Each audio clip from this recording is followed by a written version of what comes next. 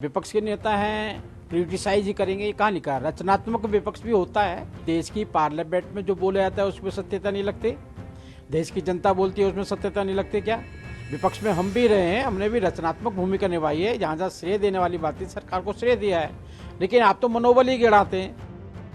उत्तराखंड सरकार के मंत्रिमंडल विस्तार पर बीजेपी के उत्तराखंड प्रभारी दुष्यंत गौतम ने कहा कि इस पर लगभग सभी चर्चाएं हो चुकी है और जब भी उच्च अधिकारी हरी झंडी देंगे तो इसे लागू कर दिया जाएगा। सीएम धामी के नेतृत्व में सरकार बहुत अच्छे से चल रही है। आपने देखा होगा कि कैसे सरकार लगातार वहां प्राकृतिक आपदाओं से निपटने में लगी हुई है। सरकार ने जनहानि को कम करने का बहुत अच्छा प्रयास किया है। वहीं दुष्यंत गौतम ने आगे क्या कुछ कहा, देखिए वीडियो।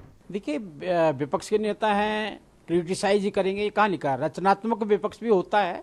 कोई अच्छी बातों को भी ऐसा बोलना चाहिए कि विश्व के अंदर हिंदुस्तान का नाम हो, लेकिन आप लगातार जो सूचनाएं मिलती हैं दाएं बाएं से उस पर लेकर अपने कमेंट देते रहते हैं, जो व्यवहार करते हैं आपने।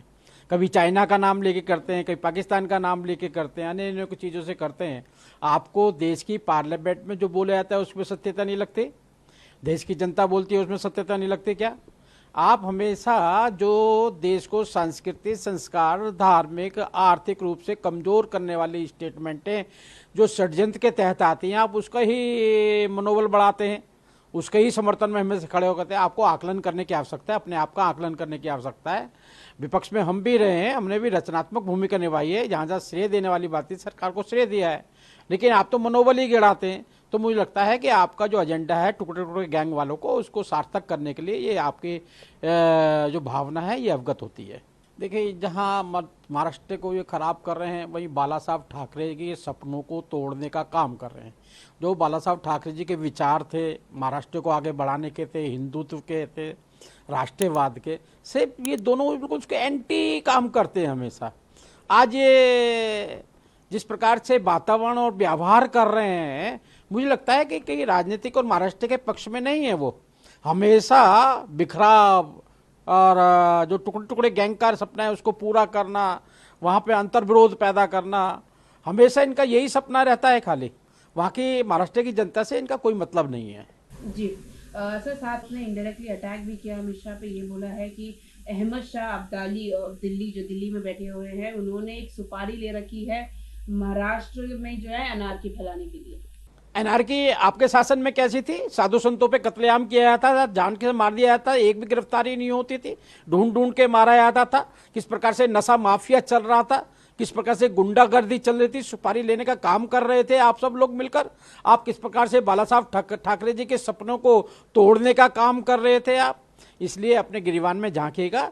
महाराष्ट्र अगर आज बचा हुआ है, सुधरा हुआ है, तो भारतीय जनता पार्टी की वजह से शुक्र है, नहीं तो आपने तो बेक ही दिया था महाराष्ट्र को। तो आप जिस प्रकार का व्यवहार वहां पर कर रहे थे, जिस प्रकार आतंकवादी घटनाएं वहां बढ़ रही थी, तो मुझे लगता है कि उनको आत्ममंथन करने की आवश्यकता है। जी सर, फारूक अब्दुल्ला मिलिटेंट्स आए हैं 200-300 की तादाद में, वो कहाँ से आए, किसने इनको डबल क्रॉस किया, किसने, जो कौन जिम्मेदारी लेता है? बेसिकली वो गवर्नमेंट से बोल रहे हैं कि आपकी जिम्मेदारी बनती है जनता को जवाब दें।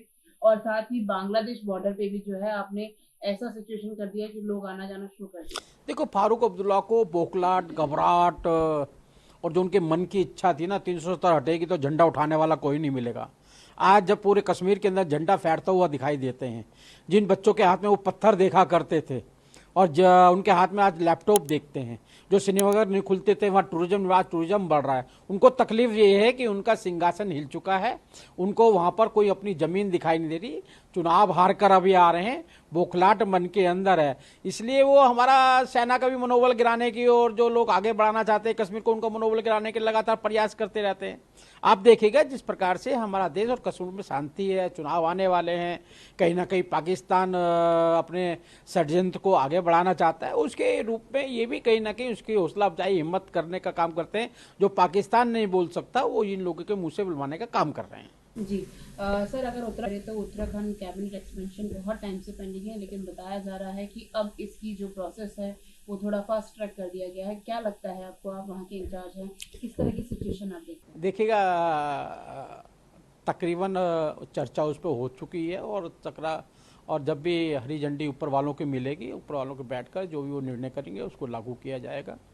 सरकार बहुत बढ़िया चल रही है, अच्छी चल रही है, मजबूती से चल रही है। धामी जी के नेतृत्व के अंदर जो भी चुनौतियां हमारे सामने मिल रही है, अभी कावड़ सेवा के अंदर आपने देखा होगा किस प्रकार से प्यार और स्नेह से कावड़ वहाँ से होकर गई हैं, गंगा जल लेके लोग गए हैं। आपने अभी देखा होगा जिस प्रकार से वहाँ पर प्राकृतिक आपदा है उसमें लगातार सरकार लगी रही है। सरकार ने कैजुअलिटी कम से कम हुई है, इसका बहुत अच्छा प्रयास किया है। हेलीकॉप्टर सेवा केंद्र से मोदी जी के द्वारा जो मदद दी गई है और जो मोदी जी का सपना है कि ये शतक उत्तराखंड का उसके लिए उत्तराखंड आगे बढ़ने का काम कर रहा है।